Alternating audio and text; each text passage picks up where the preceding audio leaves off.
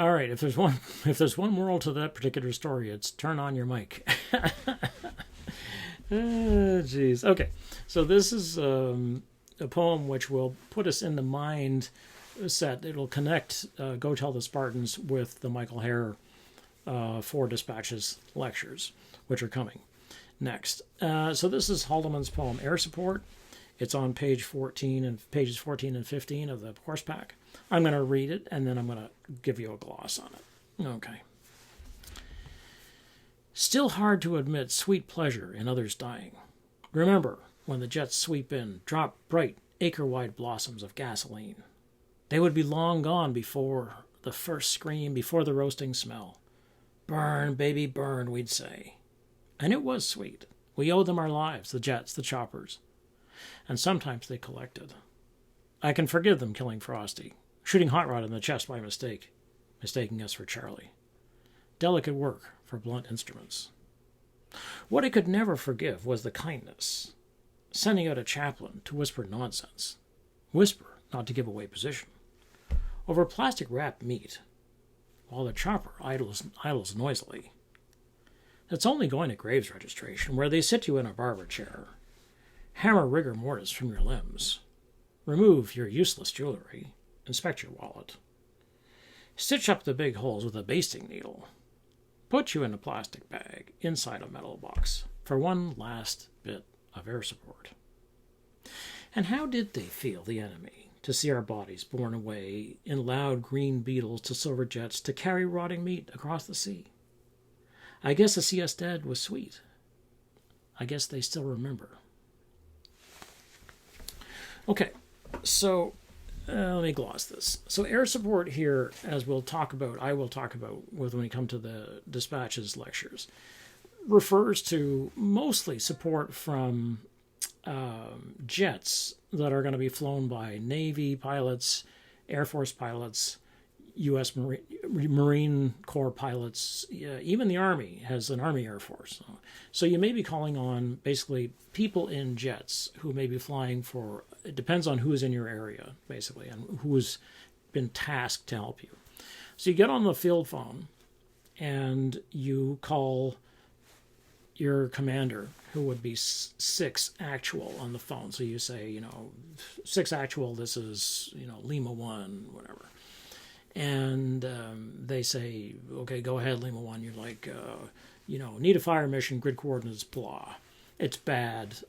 And you give your reasons. Charlie's in the wire, and something like that. So they're close, basically. The South Vietnamese are really close, or the North Vietnamese Army, depending on where you are.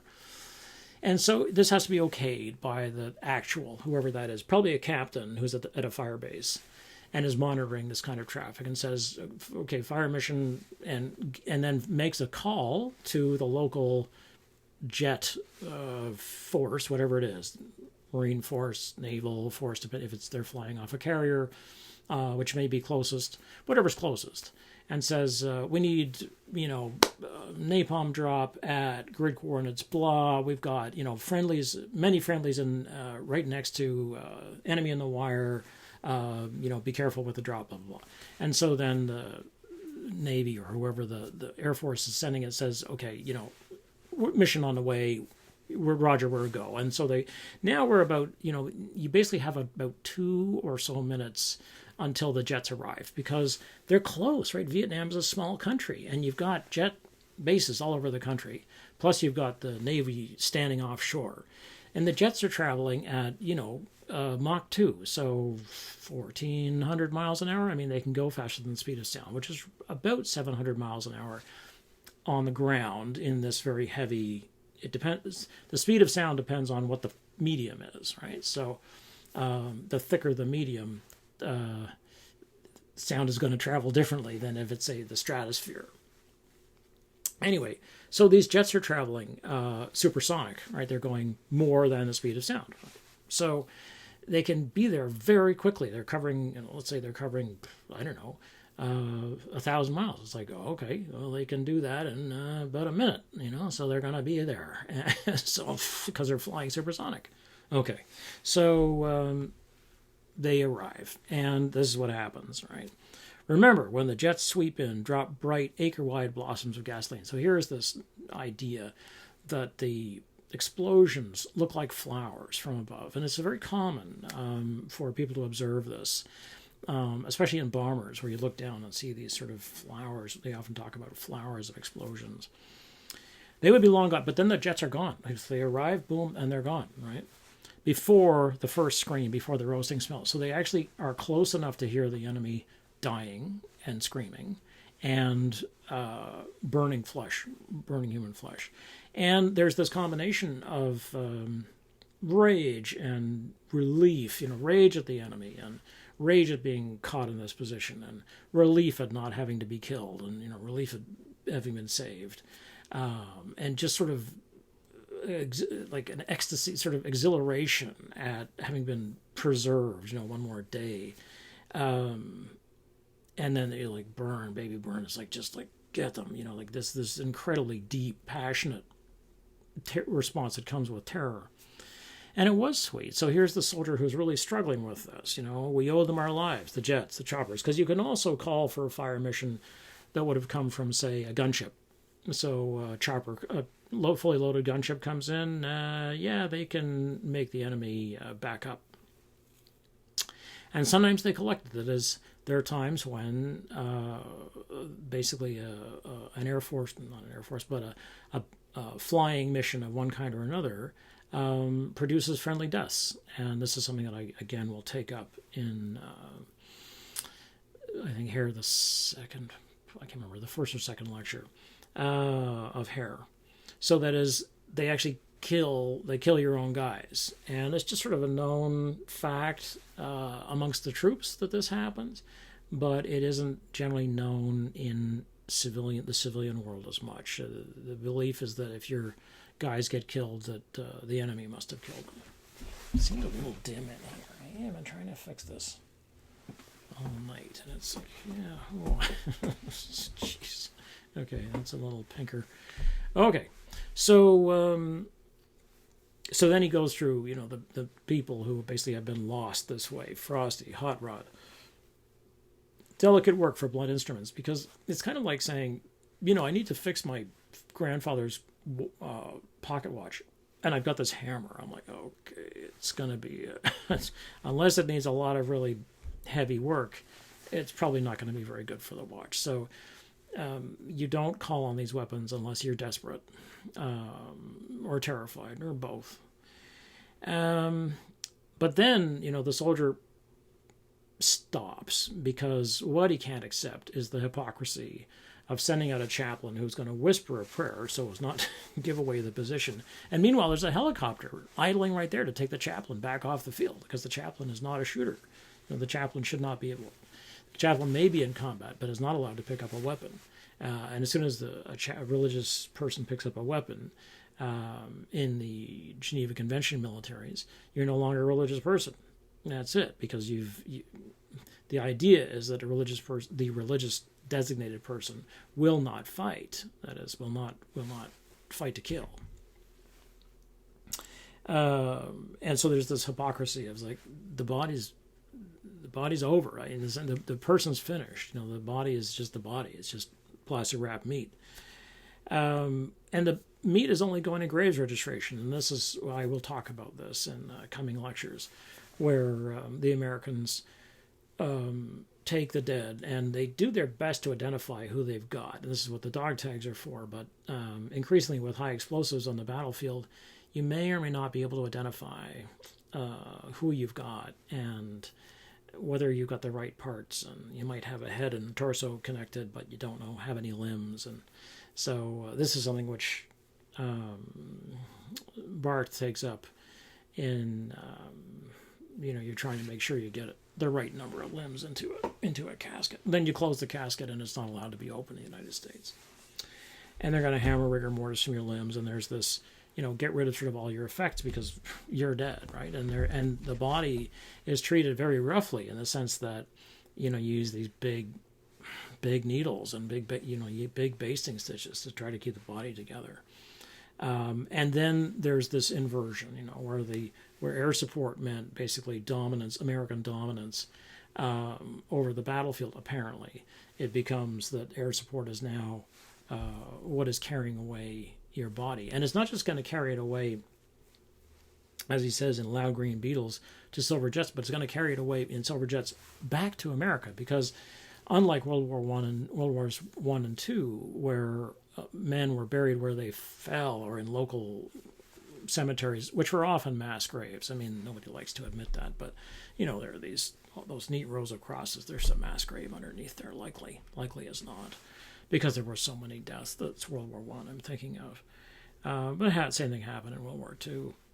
But in Vietnam this changed, and they were like, no, we're going to rehome, that is, as they call it, every single body. So all the bodies were returned. Now, as I say, people might not actually get the right body, and they would be instructed not to open the casket, or the burnt remains might be burned beyond recognition, that kind of thing. So he then inverts things. So he sees, the final air support mission is carrying the dead away to America.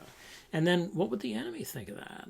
Seeing that not only were they pulverized on the battlefield by the helicopters and the planes, which the Americans had, which the Vietnamese did not have, not in South Vietnam. There was no air combat in South Vietnam, and there were no helicopter battles because the South Vietnamese and the Viet Cong, that is, and the North Vietnamese army didn't have helicopters, so that didn't happen.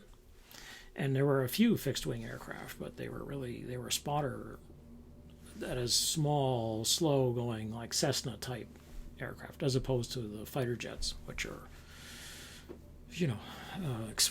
some of the most expensive high-tech pieces of equipment on the battlefield. Okay, so what do they think? When they see these planes taking off, which would be full of the dead. I mean, some of these transport planes just had the dead on board. That would be it. And the same thing happened in Iraq and Afghanistan, where they would just load a C-130 Hercules with dead, and that'd be it. That's all they'd be carrying, plus a couple of crew, obviously. And so then it's a sort of complete circle where at the end of the circle, instead of winding up back where you were, you wind up in the enemy's position where they're looking up and seeing the dead being carried. And it's such a bizarre thing. It's like, wow, they're using their power to carry away the dead. Where they were trying to kill us, now they're carrying away their dead. And so I guess to see us dead was sweet. So there's this echo at the end of the poem, of the middle of the poem, right? So if you go back to the fifth or so stanza, which begins, and it was sweet. And it was sweet. We owe them our lives, the jets, the choppers. I guess to see us dead was sweet. And then I guess they still remember, because the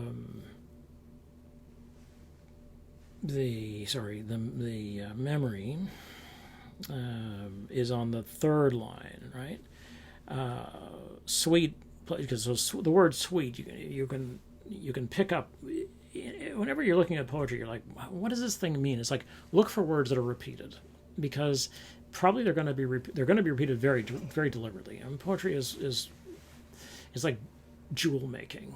It's very, very fine, and it's very particular, and you hold the language in a very particular, very careful way. So if writing a story is a piece of short fiction, is careful. Writing a poem is like creating a diamond. Basically, it's extremely careful. And the shorter they are, the more precision each word requires, and each phrase requires. So here, the word sweet, hard to admit, sweet pleasure in others dying. And then you get the jet sweep, right? And then, and it was sweet. So there's this return to the word sweet. Then we move on from that to sort of the reality of graves registration. And then we come back to the penultimate line, right? Is nearly not the last line, the ultimate line, but the penultimate line, nearly the last line, the one line, all but one, the last line. I guess to see us dead was sweet. Right?